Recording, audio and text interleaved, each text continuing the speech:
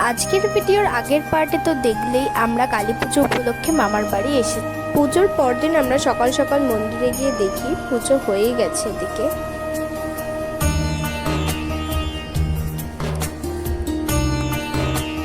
তারপর বাড়ি গিয়ে দেখি ভাই খেলা করছে, দুপুরের রান্নার তোড়জোড় চলছে। আর এদিকে ভাই আর বোন দুজনে কিছু একটা কথা বলছিল দেখি। সবকিছুর মাঝে আমি দিদার কাছে আদর খাচ্ছিলাম। তারপর দুপুরবেলা মন্দিরে গিয়ে দেখি ঠাকুরের এদিকে পুজো হচ্ছে।